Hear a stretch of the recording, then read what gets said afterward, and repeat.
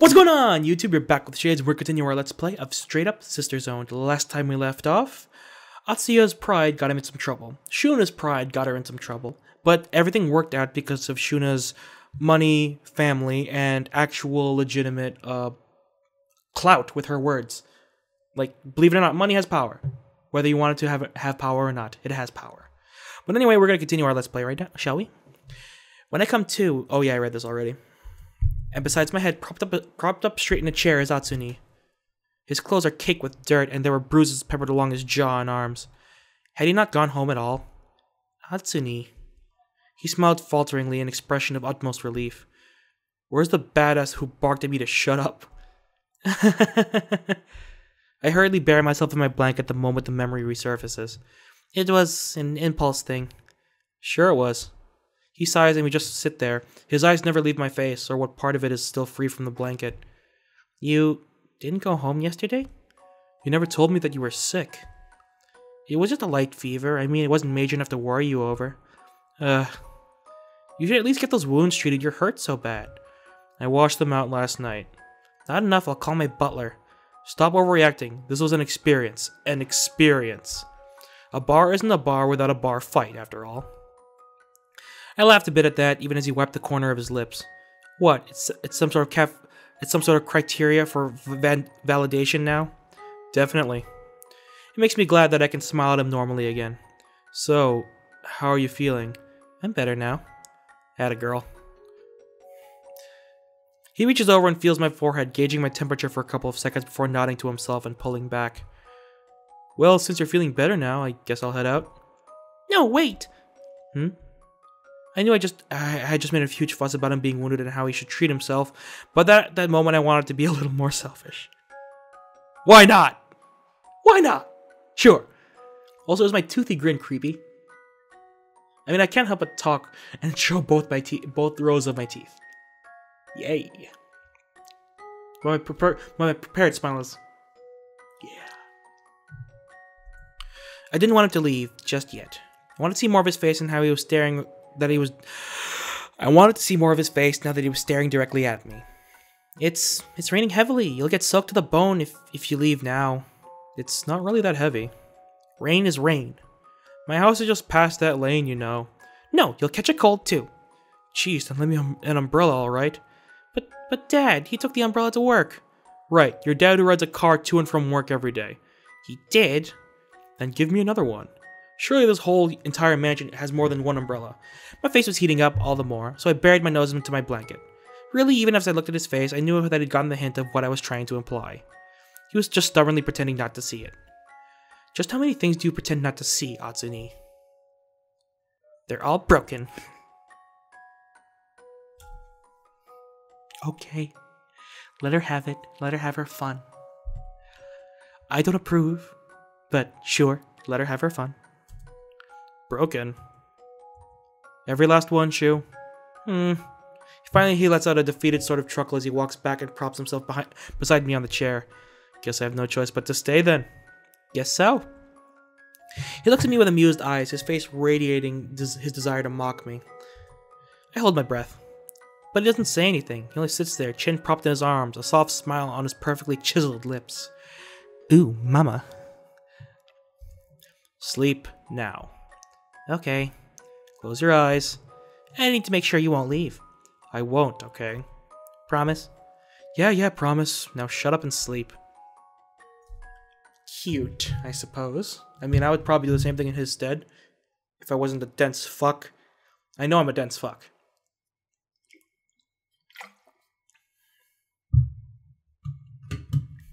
I was innocently on my way to the bar when someone stepped in my way. An unwelcome someone. Not the stalker, this time. Tia? Nia? This is something I wasn't happy about. Neither was she, apparently, with that tight-lipped frown. I'm trying to walk here. Nia continued to block my path. You should stay away from him. I'll admit that it was you who saved him from that horrible situation yesterday, but I really recommend you stay away. Why is that, and why exactly would I listen to you? You don't understand anything. You're a bride who's had everything handed to her on a silver plate. Atsuya had to work to support himself and his family ever since he was a kid. There's no way a brat like you would understand. I guess something like this. I guess something like this, how she just assumed things about me, ought to have made me angry. But surprisingly, I was chill. And as chill can be. And you're saying you would understand him? Yes! You, the one who was practically useless yesterday. If I could have made a difference, I would have intervened. You, who walked into his life just like last month. I'm closer in age. What's that got to do with anything? Psh, what did she know? It was compatibility, not age. Everyone knew that. It's unhealthy. That's what I'm trying to say. The way you keep clinging on to him. Listen. No, you listen. Do you even see how weirdly codependent you both are? And the worst thing is how you act. It's how he obsesses over you all day, every day. You don't show up for one day and the man's a mess. Both of you are basically playing a little game of who can act like they're okay without the other for the longest time. And you're dragging everyone into your little mess, myself included. In my life, I have never wished so desperately that someone would just up and disappear. And I hate myself for it. And you're driving me to this. Don't you think you're being unfair here, passing the blame onto others? You don't understand. You wouldn't understand. Not someone like you. You should drop off the face of the You should just drop off the face of the planet. Nia, that's enough.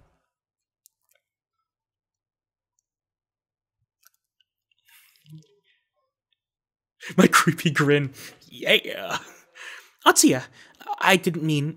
I said that's enough. She's only just recovered. It would do her best to avoid your drama.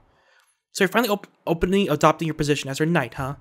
Nia-san, For now, yes. Fine, have it your way. The both of them just stand there in silence for a while. I mean, I was glad he took my side just then, but my mind was still whirling in confusion. She glares at me for turning around and stalking away.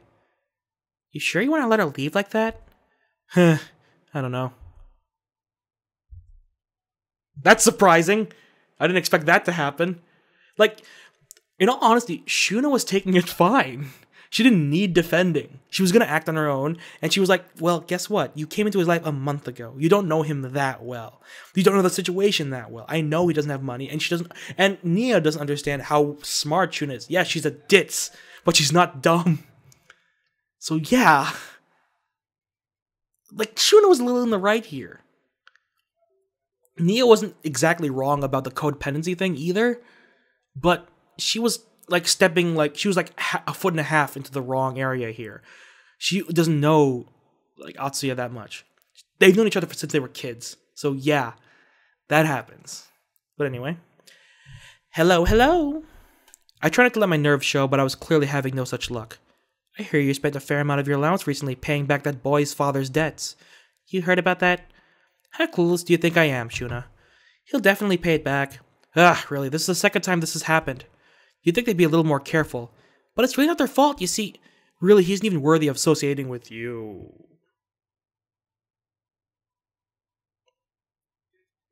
Oh, no. I didn't expect this. Oh, dear. That's not good. You'd think a parent would be proud of their child using their allowance, a thing that is given to them on a silver platter, for charity. You'd think a parent would be proud of that. And yes, she's paying a debt that someone else had, but it wasn't Atsuya's fault. It's his dad's fault. I'm gonna punch this mom in the mouth. Their family has nothing noteworthy to their name. They own a bar of questionable quality where their son's been working the night shift every day since the day he entered high school. It's a wonder he got into university. Hey, Atsuya is smart, and worth isn't measured by money. In our world, it is. But I just wish you'd be more sensible in your hero worship. I understand. At the moment I could tell, I knew that although she was so set in her ways, she was trying to consider me and my feelings. So I just smile and agree to her for now. She's trying, I guess, but morality. She's not... Oh, God. Oh, God. Later that day, I make my way to Atsuya's house just so I could complain about what had transpired.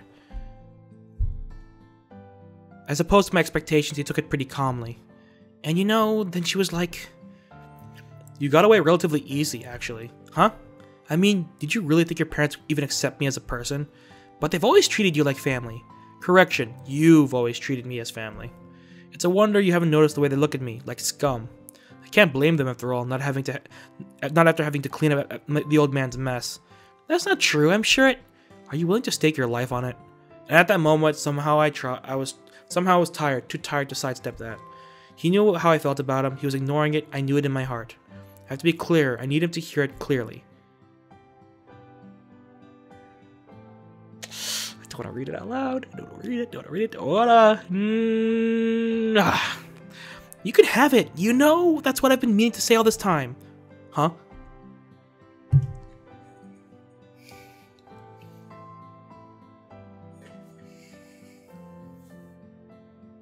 Nino likey. This is a very forward confession. My life, you can have it. My entire being, my future, my everything, you can... Shuna. Atsuni, Stop, Shuna. Stop before you confuse yourself even further. Hang on, guys, I'm gonna do something real quick. What do you think you're feeling from me? It took root in confusion. With your father being away most of the time, you're just imprinting on me. Werewolves imprint for life. Well, last time I checked, you didn't turn into a humanoid monster every month. I may not, but every month I unfailingly bleed. No period jokes, please. What? I was just trying to lighten the mood.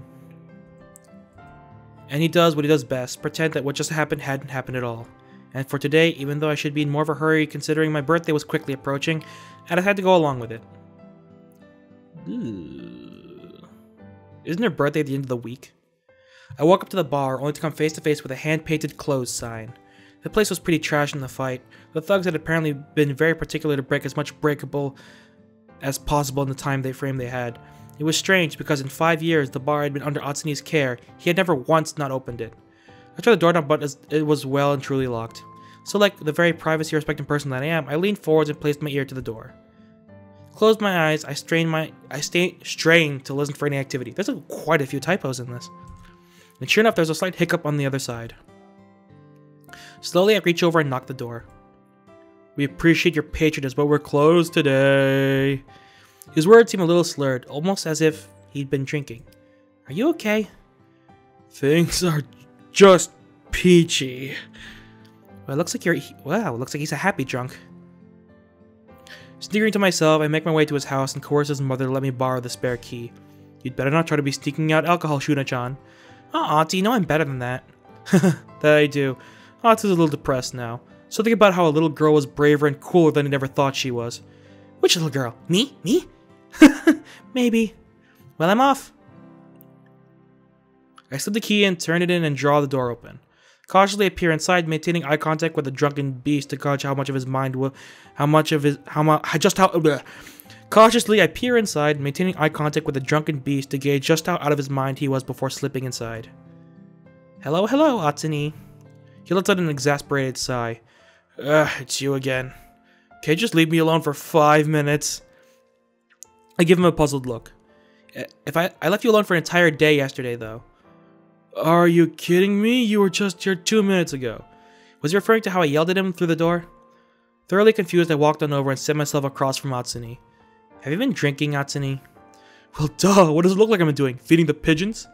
His words slur like a little kid's, and he takes another swig of the glass that lay in front of him. Go on home, you little rich brat. Whoa, you don't have to be so mean. Why are you even here anyway? Don't you have, I don't know, a fiancé to marry? I blink at that, not try to go about answering. Drunk words are sober thoughts. To an extent. He doesn't have a filter, and he's kind of angry. But no, you just come waltzing in here like you have no care in the damn world. And here I am, all foolish and... Atsuni. Really shouldn't. You should just stay in your territory. My territory? What's that supposed to mean? You know, with you and your little rich kid circle. High-profile people who gather around idly in huge halls and sip at drinks with unnecessarily fancy names. What even do... Do you understand? That's what's been causing me trouble since long back. That you wouldn't just stay in your goddamn territory. He takes another drink from his glass and soon is swaying to and fro in his chair like a child. Know your place, they keep telling me. How am I supposed to, though? Whoa, who keeps telling you? In a stubborn Atsuni fashion, he ignores me completely. How am I supposed to learn my place when you treat me like the embodiment of all that is holy? When you look at me like a frickin' saint? He was having some sort of drunken meltdown, and I was so shocked into silence that it didn't even occur to me how I should react. Atsuni. I'm not, though. I'm anything but. You think, I don't know, the way you've been looking at me since forever? I choose to act as though I don't see it, but with every bit of stubbornness as you insist to call me Atsuni. If that was the role you subconsciously wished me to play, I would commit. It was pretty stupid, but it was at that moment I realized that the fatal flaw in my advances toward him. Regardless of how serious I claimed my love for him was, I had never even tried to drop off the brother suffix "ni" whenever I addressed him. Maybe it was a defense mechanism of sorts. And that day, when you shielded me with a flushed face and weak body, when you called out my name, it made me shiver, you know? It was unmistakable, the buzz that coursed through me at that one minuscule moment. I mean, I've always known how tiny you were. But it wasn't until I saw your silhouette framed against that of those thugs that I realized how fragile you were. Just how much the mere thought of you getting hurt pained me. I mean, what's with you? You look ridiculous with that pasty face, bird's nest hair, and that nightgown that you obviously have been outgrown. But it made my heart race, damn it. No matter how many times I pretended not to notice this obvious effect that you were having on me, at that moment I couldn't. You went from being this lonely little girl who stared out the window to being something so much more. I mean, the happiest memory I have is when we snuck off to that park in the next city over, just the two of us. Her head's too big. I know I shouldn't, like, put down... This is the third time that's happened, and I'm sorry, but, unfortunately, I tried to swipe away a notification, and it didn't swipe away. Gomenasai. But anyway, so, I know as I was saying, I shouldn't put down the artist, but her head is way too big for her body. It's H, right? Yep. Her head is way too big, the arms are weird. It doesn't look right at all. I know it meant to go for the sheer angle, I could tell what it was going for, but it's not right. I'm gonna try to get as far away from the scene as possible. How you were scared, yet followed my lead, trusting me completely. You bawled, clinging onto me for dear life the entire train ride there, mumbling about how it was a bad idea, how we might get abducted. Thinking back, you're probably a pretty morbid child. You were so reluctant that I literally had to drag you by the arm. I closed my eyes, thinking back to that day, never failed to put a smile on my face. When I was a kid, I was like a well-polished glass jar, fragile, empty, and reflecting back the person who looked at me, what they wanted to see. People often commented how this doll of an heiress had horribly empty eyes. However, once Atsuni made his way into my life, though, slowly but surely, he filled me with emotion. One by one, like marbles of all colors. So many that the colors were starting to show through, like it wasn't a transparent vial of emptiness anymore. It didn't take long for you to adapt, though. Once we were there, the unfamiliar surroundings no longer seemed to faze you. Because I was only looking at you. That smile was the brightest thing I had seen in a while. I don't think I've ever seen a sky so vividly blue, or felt an expanse of grass that was any softer, or felt any pain or felt a palm that was any warmer. The mistake you made, though, was giving me too much happiness. These feelings, they're overflowing now, beyond which the metaphorical jar could even bear to contain. My mind is whirling in confusion. His words, their implications, I could decipher none of them. It was too much information that was too much emotional weightage that my mind seemed to have slowed to a halt just so my heart could thump faster. My heartbeat is so deafening that I can hardly hear half of what Atsuni is trying to say. Atsuni, what are you? You're making it sound as if you like me, but that's impossible, and... What is impossible? I do like you, goddammit. Do you not see the signs? I mean, I'm super nice to you all the time. As if you were always especially mean to me. Oh, and you think I can be mean to just about anybody? Don't you get it? You're special. Whenever I try to make myself believe that you're an insignificant brat who used to follow me around like a puppy, I can't. Whenever you even begin to pull away, I manipulate you. I use the feelings that I know you have and make it so that you can't leave. I've been exploiting you, Shu, more than you can even begin to imagine. And I'm okay with that. Huh? Tears are starting to trickle down my cheeks. I'm okay with that. I'm okay with anything, as long as it's Atsuni. I really love... My words will stop short as he leans closer to me, his face just inches from mine. His blue eyes seem to be gnawing their way to my soul just as he hovered there. Finally, he smiled a heavy smile. It's been a while since I last dreamed this. His whisper causes... Ooh, my timer! I'm letting the scene play out. His whisper causes a shiver to run up my spine. I was so distracted that I even failed to question what he meant by that last statement. His arms snake around my waist as he pulls my body flush against his and starts dipping his lips towards mine. Besides that typo, I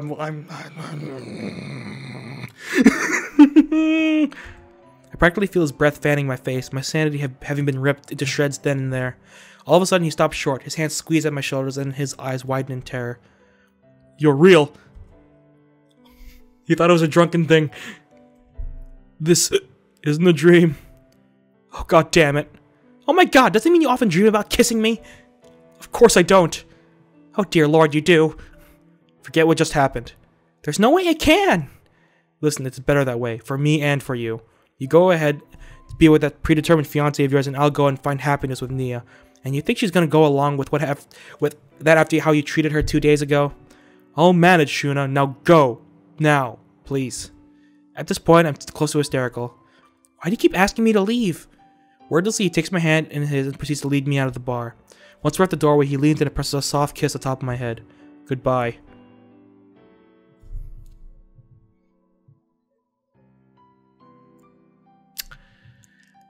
Okay, that happened. We're only, what, 8 parts in? Each one's about 20 minutes? That was like 2 hours and 40 minutes of what I thought was innocent chasing, and now it's turned into actual drama. And I'm like, this isn't bad. It just came to a head with the bar getting destroyed. Oh dear. But anyway, this is a good game. Its art's a little wonky sometimes. I kind of wish everyone had a name. It has a few typos, but it's not the worst thing I've ever read. It's definitely using everything it has to its advantage, allowing a visual to have some sort of play in what's going on. I don't need the text to show me what they're feeling because the faces do, and I don't need the faces to show what they're saying because the text does that, and I don't need them to show their actions either because the text does that. So it's definitely using the medium to its advantage. Wow, I didn't expect it to get this heavy. But anyway, thank you guys so much for watching. If you like this video, hit the like button. If you want to see more videos from me or from this series, hit the subscribe button. And you are now exiting the Shadyverse. My name is Shades, and I hope you've enjoyed your day in the shade. See you guys next time.